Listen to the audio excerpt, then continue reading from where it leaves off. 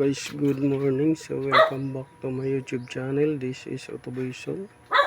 So ngayon guys, mayroon tayong gagawin itong 1.3 engine ng Toyota BB. So ang first issue nito guys ay mabilis tumaas yung temperature ng coolant. So yan yung unang issue nito. Mabilis yung pagtaas ng temperature ng coolant. So ngayon pinacheck ko sa customer yung fan niya, baka hindi gumagana. So yun nga, minsan gagana, minsan hindi, dahil yung sakit maluwag at umatras minsan yung sakit. So na-fix na natin yun. So matapos natin ma-fix, dahil ang issue nito ay bumubulwak yung tubig sa reservoir dito, bumubulwak yung tubig sa reservoir, lumalabas. So ngayon sabi ko palitan ng radiator cap, tapos palitan ng thermostat valve. So bago yung thermostat valve, bago yung radiator cap, tapos coolant na yung ginamit niya, tapos na fix na rin yung fan. So hindi na siya bumubulwak, pero naubos pa unti-unti ang coolant sa system. So nagdadagdag siya ng halos 1 litro kung malayuan yung biyahe. So matapos natin ipapix yung fan at bago yung radiator cap, bago yung thermostat valve, coolant na yung ginamit, walang leaking sa system, chinik natin. Tapos dito sa reservoir din walang leak. So ganun pa rin yung issue daw, although na hindi nag-overheat, walang overheating, pero ang nangyari laging nagbabawas ng coolant. So yun yung ano natin. So pinandar natin yung makina pagdala dito. So mausok yung puwitan ng tambutso. Tapos pagkatapos ng usok, mawawala rin naman siya katagalan pagka mainit na yung makina. So may possible din na yung usok na yun ay tubig na lumalabas doon sa tambutso. Pag uminit na, naubos yun dahil na-imbak doon sa may tambutso. So yun yung inaano natin, chine-check. Ngayon nag-request tayo sa may-ari na buksan. Ito na nga, nung binuksan natin ay oil sludge. Ayan oil sludge siya, dahil nagka-issue na rin to ng pangalawang issue na lagitik or may knocking noise. So lagitik at saka knocking noise dahil sa oil sludge na to. So lumuwag na yung kadena. Ayan lumuwag yung kadena. Ito yung maingay na naglalagitik, at minsan nagnanak to pagka tumatama na sa plastic, nagnanak. So lagitik lang siya pag nandyan pa sa sprocket, pero pagka tumatama na sa plastic, naglagatak na, lagutok. So oil sludge yan. So ang possible niyan guys ay gumamit yung first customer nito, unang owner, ng additives, at ito na nga yung nangyari.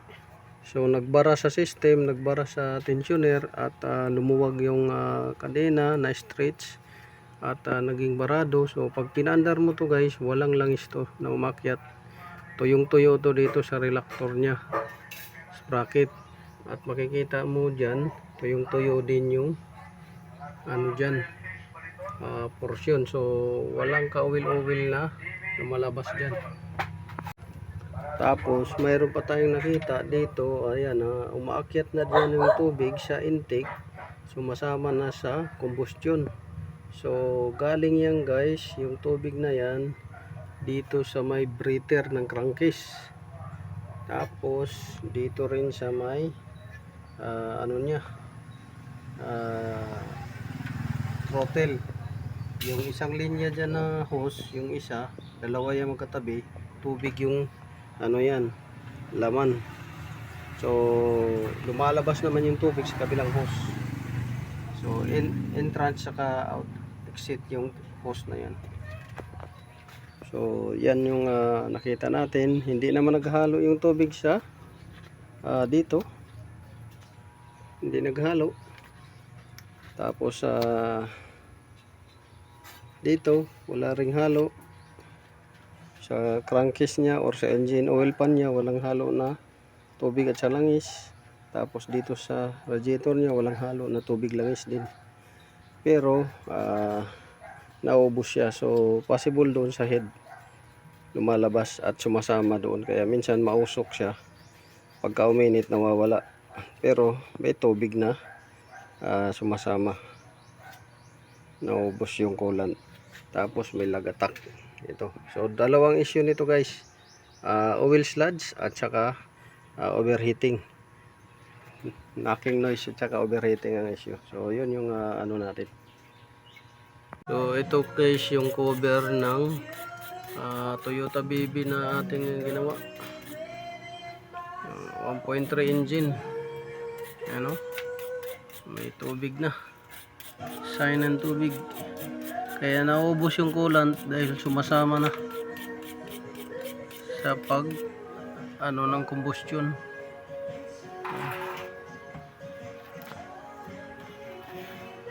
Ito yan, isa na natin yung ano, color de gatas na yan.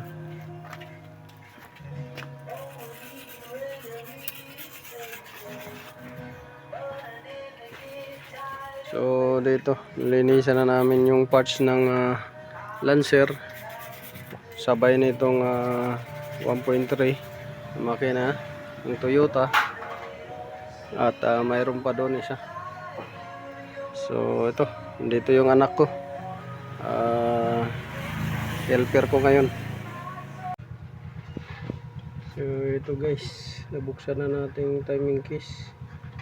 So naalis na natin yung timing case cover. Ngayon yan, tatanggalin natin yung ano, camshaft, tsaka ito timing chain, tsaka reluctor ring, timing chain guide, tsaka yung ano, tensioner. So ito yung tensioner, oh. Then naka-close na siya.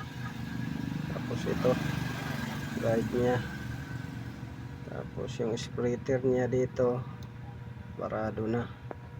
Ayan, so yan yung condition niya.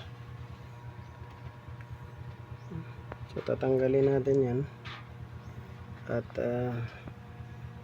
anuhin natin, alisin, lilinisin natin.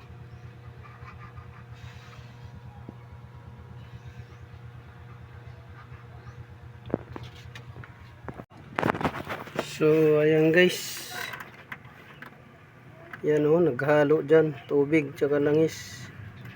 So yan yung kondisyon, oil sludge, nag-chips na.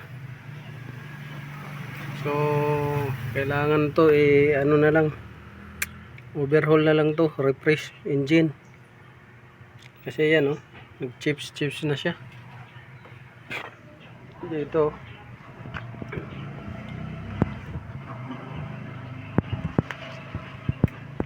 So kailangan na i-refresh na lang to, refresh engine, overhaul na lang siguro to. Hindi na kayang linisan lang to sa labas, oh. Yan, oh. Baba makina na lang to. Yan, oh. Kasunod niyan, bubuksan pa natin yung head para makita natin kung anong condition niya. Tapos ito naman, so binunot natin yung crankshaft ito dahil punong-puno to ng chips na dumikit na oil sludge. Binunot din natin yung BBTI dahil puno rin ng chips, nag oil sludge din. Tensioner ganun rin, sa chin binunot din natin dahil nag oil sludge din, nag chips siya. At itong chain guide binunot din natin dahil yan, oh, malalim na yung kanal, pati ito malalim na. Yan,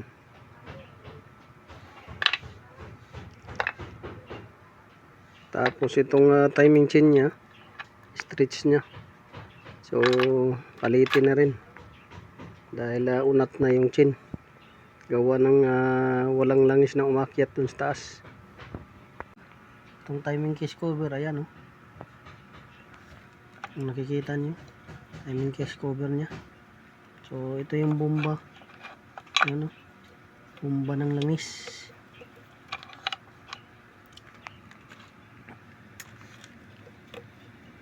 So chips na rin.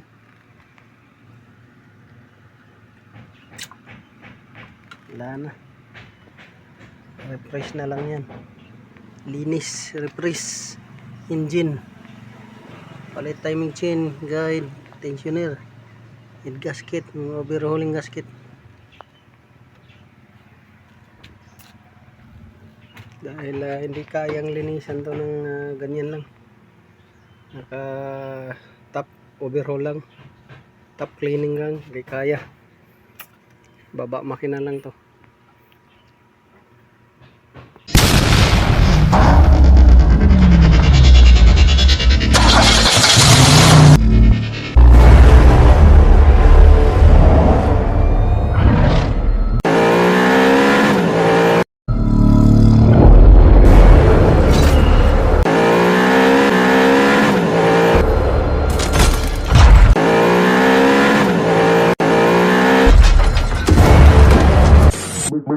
Make